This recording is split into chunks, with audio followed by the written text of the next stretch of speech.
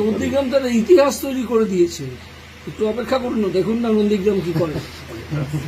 আজকে 3 বছরে পশ্চিমবাংলায় দুটো জ্বলন্ত ইস্যু, একটা হচ্ছে চাকরি দুর্নীতি, সবচেয়ে বড় যে ইস্যু 2 কোটি বেকারের যে যন্ত্রণার ইস্যু এবং রিক্রুটমেন্টের যে বড় স্ক্যাম, তার যিনি পর্দা ফাঁস করেছেন, অকুত ভয় হয়ে লড়াই করেছেন, মেরুদণ্ড সোজা হয়ে লড়াই করেছেন, এই ইস্যুকে আমাদের সর্বভারতীয় নেতৃত্ব নরেন্দ্র মোদীজি, জেপি নাড্ডাজি, অমিত শাহজিরা মনে করেছেন বাংলায় এই চাকরি দুর্নীতির বিরুদ্ধে যিনি সবচেয়ে বেশি, যার কার্যকর ভূমিকা ছিল যে কোনো রাজনৈতিক দল এবং নেতার বাইরে গিয়ে উপরে উঠে, তিনি হচ্ছেন অবসরপ্রাপ্ত বিচারপতি অভিজিৎ গাঙ্গুলি।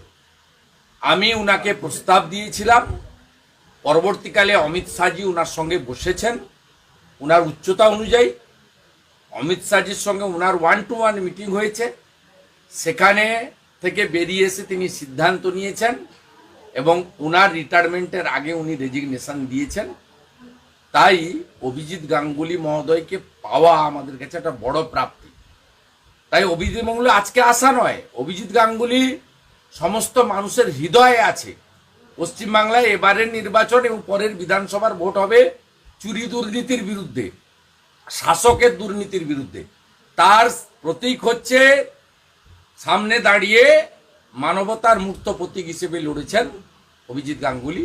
তিনি এখানে হৃদয়ে আছেন, আর তিনি চেষ্টা করবেন আগামী 1.5 মাসে সব জায়গায় পৌঁছানো। না পৌঁছাতে পারলেও আমরা তো আছি, উনাকে চেনে না এমন কোনো লোক নেই।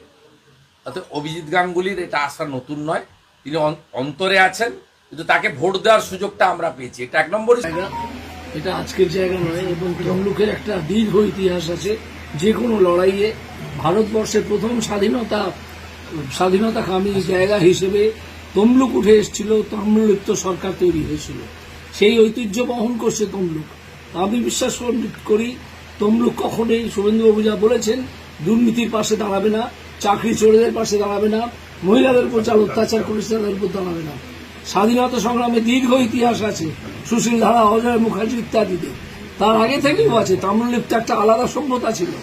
সেই জায়গায় দাঁড়িয়ে আমি আশা করি যে শুভেন্দুবাবু যা বলেছেন যে তমলুকের মানুষজন কি, তারা সবাই শিক্ষিত, সবাই বোঝেন ব্যাপারটা কি, তারা কিছুতেই এই দুর্নীতিকে সমর্থন করবেন না এবং তাদেরকে তাড়িয়ে দেবেন এখান থেকে।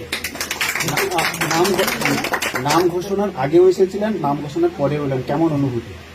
না, নাম ঘোষণার আগে এসেছিলাম সঙ্গে সঙ্গে পরিচয় করার জন্য, নাম ঘোষণার পরে এসেছি। এখন দায়িত্বটা খানিকটা বেড়েছে। আমাদের সঙ্গে ওনারা সবাই আছেন, আমার সঙ্গে আমাকে আপনারাও আছেন, আপনারা সবাই আমাকে গাইড করে নিয়ে চলবেন এবং আমার ইচ্ছে প্রতিটা গ্রামে পৌঁছানোর আমি চেষ্টা করব, যতদূর সম্ভব পৌঁছানো যায় সেই ব্যবস্থা পার্টির তরফ থেকে করা হচ্ছে। তমলুক লোকসভার মধ্যে নন্দীগ্রাম, এই নন্দীগ্রাম থেকে কত ভোটে? নন্দীগ্রাম তারা ইতিহাস তৈরি করে দিয়েছে। একটু অপেক্ষা করুন, দেখুন না নন্দীগ্রাম কি করে।